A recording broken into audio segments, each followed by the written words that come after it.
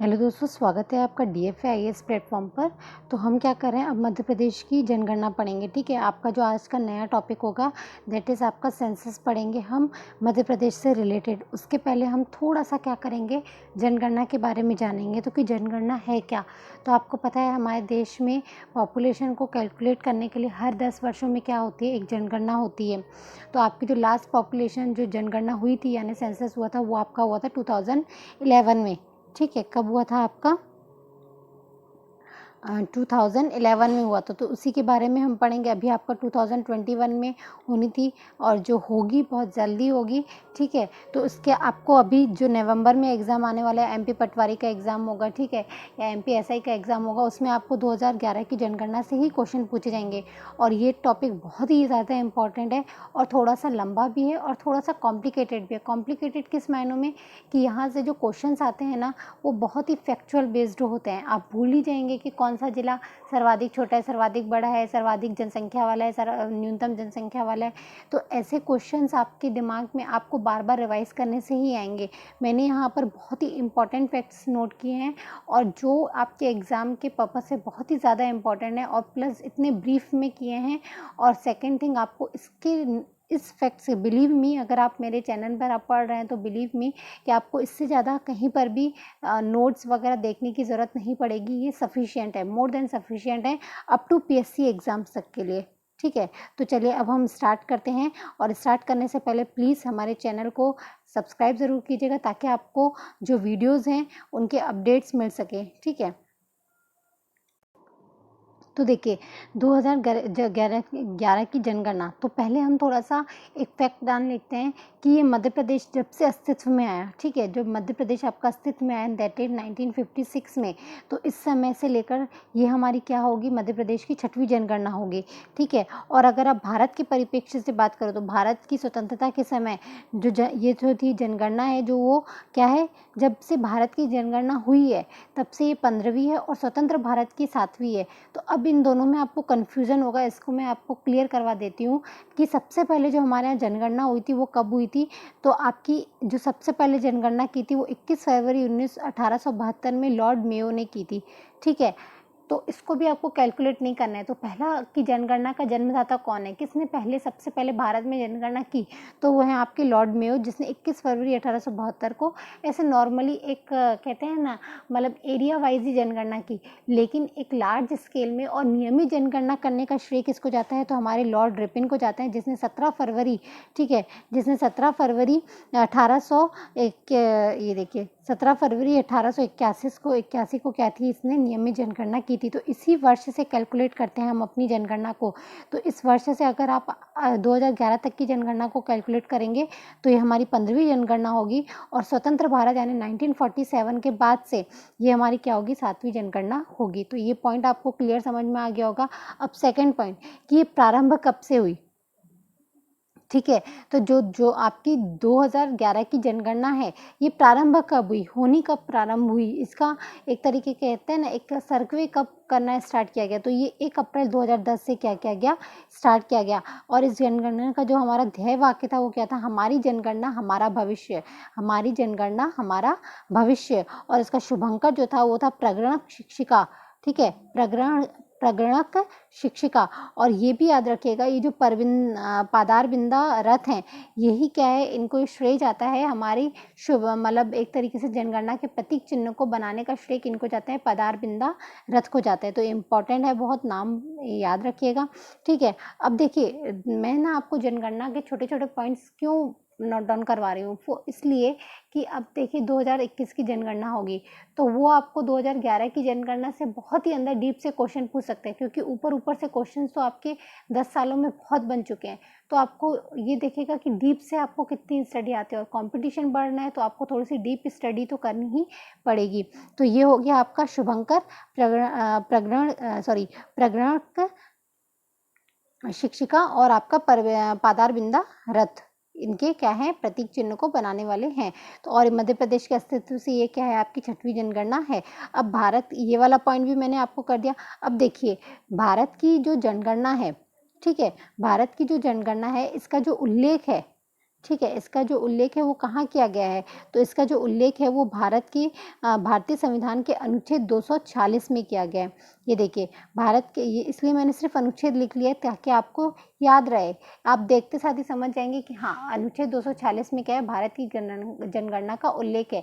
और केंद्र सरकार के हाथों में क्या होती है, केंद्र सरकार क्या करती है, भारत की जनगणना कराती है। ऐसा हमारे 246 में दायित्व किसके ऊपर है, तो केंद्र सरकार के ऊपर है। और ऐसा कहाँ लिखा हुआ है, तो अनुच्छेद 246 में लिखा हुआ है।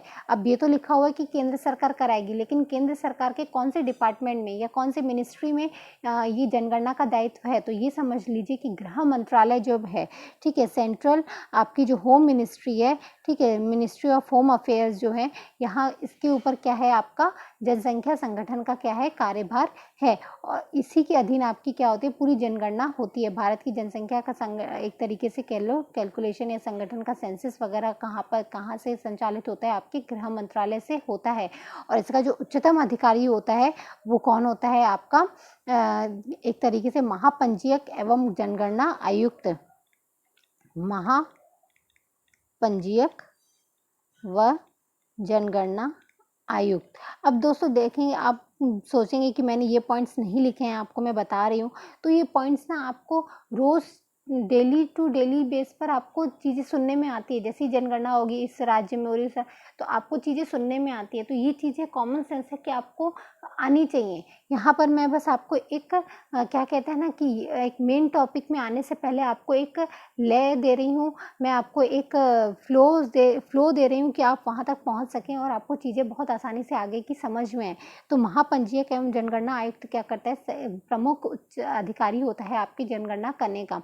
अब देखिए, तो जो भारत के पहले, अब ये आपके लिए इम्पोर्टेंट हो गया, तो आपके जो पहले भारत के पहले जनगणना आयुक्त थे वो कौन से थे आपके, तो फर्स्ट जनगणना आयुक्त कौन थे, डब्ल्यू प्लोडेन क्या थे आपके भारत के पहले जनगणना आयुक्त थे। और भारत के 2011 जनगणना आयुक्त जो भारत की स्वतंत्रता के समय यानी 1947 में कौन थे, आर.ए. गोपाल स्वामी थे, ठीक है। और 2011 के समय कौन थे, तो श्री शैलेश थे। तो 3 लोगों का नाम आपको याद रखना है जनगणना आयुक्त के संदर्भ में। पहला है आपका, सबसे पहला जनगणना आयुक्त कौन था भारत का, ठीक है। तो 3 आपको मैंने लोगों के नाम बताए। तो पहला आपको किसका याद रखना है, डब्ल्यू प्लोडेन का, जो पहले आपके जनगणना आयुक्त हैं। फिर सेकंड आपको किसका याद रखना है कि 1947 में, ठीक है, यानी भारत की स्वतंत्रता के समय कौन है, आपके आर.ए. गोपाल स्वामी। और 2011 के समय कौन है, तो श्री शैलेश हैं, ठीक है। अब हम आते हैं मेनली जो आपका पॉइंट है जनगणना से रिलेटेड। देखिए, मध्य प्रदेश की जो जनसंख्या है वो कितनी है, पहले तो आपको ये जानना चाहिए।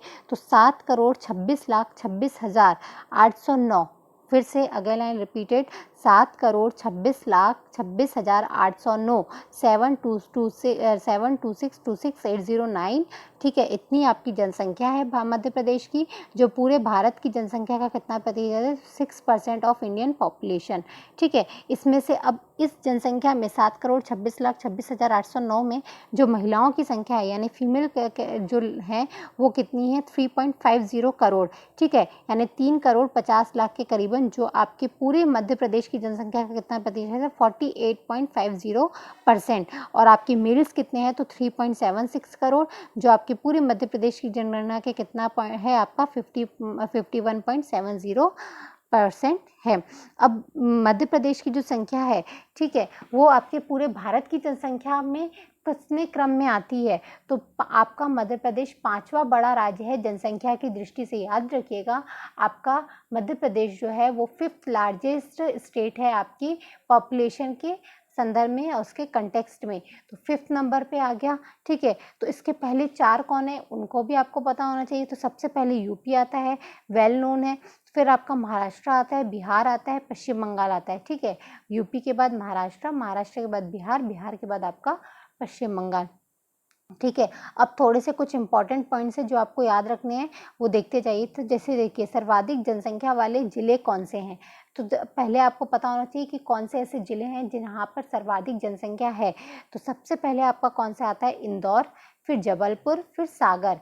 इंदौर, ठीक है, फिर आपका जबलपुर, फिर आपका सागर। और आपके सर्वाधिक जनसंख्या वाले संभाग, ये मैंने कल भी बताया था, तो सबसे पहले इंदौर आ गया, फिर आपका जबलपुर आ गया और फिर आपका सागर। तो देखिए ये दोनों तो सेम है, बट यहाँ पर आपका क्या हो गया, बदल गया। यहाँ पे सागर है तो यहाँ पे उज्जैन है। तो आपको फर्स्ट 3 ही याद होने चाहिए, सफिशिएंट है, मोर देन सफिशिएंट है। ठीक है, फिर हम आगे चलते हैं अपने नेक्स्ट टॉपिक पे या पॉइंट पर। वो है आपकी न्यूनतम जनसंख्या वाले जिले कौन से हैं। ठीक है, तो न्यूनतम जनसंख्या वाले जिले कौन से हैं, निवाड़ी, हरदा और आगर मालवा। निवाड़ी नया नया बना है, 2018 में ही बना है, तो याद रखिएगा कि ये जो क्या है आपके सबसे स्मॉलेस्ट है, किसमें, आपकी जनसंख्या की भी दृष्टि से और आपके क्षेत्रफल की भी दृष्टि से। ठीक है, आपकी जनसंख्या की भी दृष्टि से और आपके क्षेत्रफल की भी दृष्टि से, दोनों ही दृष्टियों में क्या है आपका निवाड़ी क्या है, सबसे छोटा है। तो जनसंख्या की दृष्टि में निवाड़ी सबसे पहले आएगा, फिर उसके बाद आपका आएगा आपका हरदा और उसके बाद क्या आएगा आपका आगर मालवा। ठीक है, फिर हम चलते हैं आपकी न्यूनतम जनसंख्या वाले संभागों पर। तो ये भी कल मैंने आपको बताया था। तो सबसे पहले आपका शहडोल आता है। ठीक है, सबसे पहले आपका शहडोल आता है, शहडोल के बाद आप, और ये आपको पता है सबसे नवीन संभाग है। ठीक है, सबसे नवीन संभाग है जो आपका 2008 में 14 जून 2008 में बना था, कल वाली क्लास में मैंने आपको कराया था। तो शहडोल आपका सबसे नवीन संभाग है। ठीक है, फिर उसके बाद आपका नर्मदापुरम, आपको पता है ये होशंगाबाद था इसका नाम, फिर नर्मदापुरम कर दिया गया, और फिर चंबल। तो ये आपके तीनों क्या है, संभाग हैं। शहडोल सबसे छोटा है संभाग जनसंख्या की दृष्टि से, फिर नर्मदापुरम, फिर चंबल। ठीक है, अब आते हैं हम सर्वाधिक क्षेत्रफल वाले जिले। तो सर्वाधिक क्षेत्रफल वाले जिले कौन कौन से हैं, तो सबसे ज़्यादा जो क्षेत्रफल वाला जिला है वो कौन सा है, छिंदवाड़ा। ठीक है, अभी तक हमने 4 पॉइंट जो भी देखे वो जनसंख्या की दृष्टि से देखे, अब हम क्षेत्रफल की दृष्टि से देखते हैं। तो सर्वाधिक क्षेत्रफल वाले जो जिले हैं वो आपका सबसे पहला है छिंदवाड़ा, फिर सागर, फिर शिवपुरी। ठीक है, यानी क्षेत्रफल की दृष्टि से सबसे बड़ा जो आपका जिला है आपके मध्य प्रदेश में वो कौन सा है, छिंदवाड़ा, फिर सागर, फिर शिवपुरी। और सर्वाधिक क्षेत्रफल वाला जो संभाग है वो कौन कौन से हैं आपके संभाग, अभी आपने जिले पढ़े, अब संभाग में कौन सा है आपका, जबलपुर, इंदौर, फिर सागर। ठीक है, जबलपुर, इंदौर और सागर, याद रखिएगा।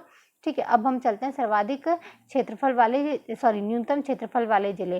तो न्यूनतम क्षेत्रफल वाले जिले में मैंने आपको बता ही दिया कि निवाड़ी तो आपका आएगा ही आएगा। उसके बाद क्या है आपका भोपाल और आगर मालवा, भोपाल और आगर मालवा, तो याद रखिएगा। फिर न्यूनतम क्षेत्रफल वाले जिले जो हैं शहडोल, नर्मदापुरम और चंबल, शहडोल, नर्मदापुरम और चंबल। तो आपको पता है जो शहडोल है वो आपका न्यूनतम जनसंख्या वाला भी है और न्यूनतम क्षेत्रफल वाला भी है। तो याद रखिएगा जो आपका शहडोल है जो सबसे नवीन संभाग है, यह आपका एरिया वाइज भी छोटा है और आपका पॉपुलेशन वाइज भी क्या है, सबसे छोटा है। दूसरा है आपका निवाड़ी जो कॉमन है, जो आपका ये संभाग की बात हो रही है ना, संभाग में।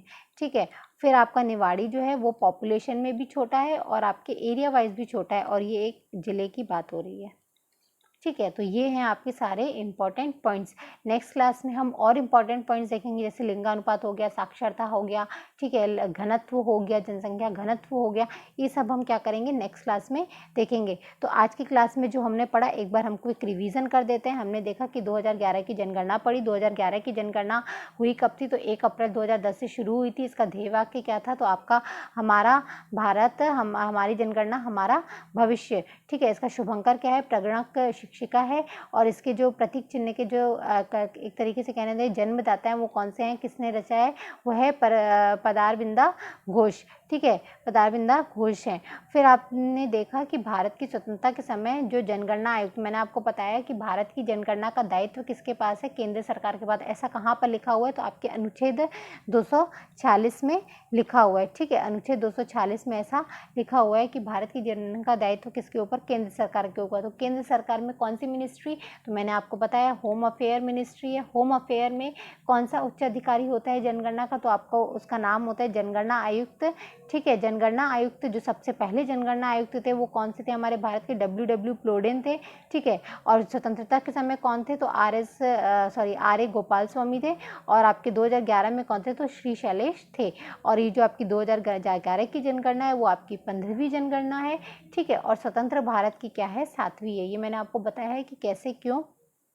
ठीक है, क्योंकि आपकी सबसे पहली जो जनगणना के जन्मदाता हैं लॉर्ड मेयो, उसने की थी 1872 में, और 17 फरवरी 1881 में आपके लॉर्ड रिपन ने क्या की थी, नियमित जनगणना की थी। ठीक है, अब मध्य प्रदेश की जनसंख्या क्या है आपकी, लार्ज मतलब 5th लार्जेस्ट जनसंख्या है आपके पूरे भारत में। इसके पहले जो 4 हैं यूपी, महाराष्ट्र, बिहार और पश्चिम बंगाल। कितनी है जनसंख्या, तो 7,26,26,809, 72626,809। 6% है पूरे इंडियन पॉपुलेशन का। फीमेल इसमें कितनी है, 3.50 करोड़ यानी 48.50%। और मेल कितना है इसमें, 3.76 करोड़। और इस कितना प्रतिशत है, तो 51.70%। तो सर्वाधिक जनसंख्या वाले जिले कौन से हैं, ये याद रखने हैं। तो सर्वाधिक जनसंख्या कहाँ पर है, इंदौर में है, फिर जबलपुर में है, फिर सागर में है। और सर्वाधिक जनसंख्या वाले संभाग कौन से हैं, तो वही दोनों सेम है, इंदौर है फिर जबलपुर है। तो यहाँ पर आके चेंज हो जाता है, यहाँ पे उज्जैन हो जाता है संभाग में।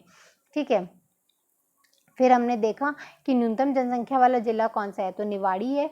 ठीक है, फिर हरदा है, फिर आगरमालवा है। और न्यूनतम जनसंख्या वाले संभाग कौन से हैं, संभाग न्यूनतम जनसंख्या वाले, तो शहडोल, नर्मदापुरम, चंबल। अब सर्वाधिक क्षेत्रफल, अब क्षेत्रफल की बात हो रही है। देखिए, तो क्षेत्रफल वाले जो सर्वाधिक क्षेत्रफल वाला जिला है वो है छिंदवाड़ा, सागर, शिवपुरी।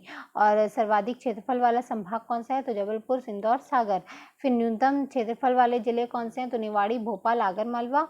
और न्यूनतम क्षेत्रफल वाले संभाग जो हैं वो शहडोल, नर्मदापुरम, चंबल। तो इसके साथ साथ आपको मैं अगेन बोलूँगी, यहाँ पर मैंने मैप बताई कि मैप देखना बहुत ज़रूरी है। ठीक है, जब तक आप मैप नहीं देखेंगे तब तक, जैसे मैंने बोला सर्वाधिक, अब देखिए, अब बोलेंगे कि आप सर्वाधिक क्षेत्रफल वाला जिला कौन सा है, तो छिंदवाड़ा। तो देखिए आपको छिंदवाड़ा दिख ही रहा है सबसे बड़ा। फिर सर्वाधिक या न्यूनतम जनसंख्या वाला, तो यहाँ पे एक छोटा सा निवाड़ी है, तो 2008 में टीकमगढ़ से। तो ये क्या है आपका न्यूनतम क्षेत्रफल वाला, और न्यूनतम जनसंख्या भी यहाँ पर है। ऐसे मैप में ही नोट कर लीजिए कि मिनिमम करके और मैक्सिमम करके। ठीक है, मिनिमम आपकी क्या है यहाँ पर, पॉपुलेशन है, और मिनिमम ही क्या है, ये एरिया भी है। फिर छिंदवाड़ा आइए, तो छिंदवाड़ा में आपको पता चलेगा कि मैक्सिमम क्या है, यहीं पर एरिया है। फिर आपने क्या देखा कि सबसे जो घनत्व सॉरी सबसे कम जो है क्षेत्र में शहडोल वगैरह है, क्षेत्रफल में भी कम है, जनसंख्या में भी कम है। तो ऐसे आपको शहडोल संभाग की बात कर रही हूँ। तो ये पूरे का पूरा आपको मैप देखते चलना है, चीज़ें आपको विजुअलाइज हो जाएंगी, याद हो जाएंगी। डेफिनेटली आप प्लीज़ इस बात पे ट्रस्ट कीजिए और बिलीव रखिए कि चीज़ें आपको ऐसे ही याद होने वाली हैं। आप रटना मारने से या बैठकर बार बार पढ़ने से आपको चीज़ें लर्न नहीं होंगी। ठीक है, आप मैप रखिए, मैप में ही आप क्या करते जाइए, नोट डाउन करते जाइए। चलिए, अब हम मिलेंगे अपने नेक्स्ट लेक्चर पर। ठीक है, तो अगर आपको वीडियो पसंद आए तो प्लीज़ इसे लाइक शेयर ज़रूर कीजिएगा, और हमारे चैनल को सब्सक्राइब करना मत भूलिएगा दोस्तों, ताकि आपको अपडेट्स मिलते रहें। धन्यवाद।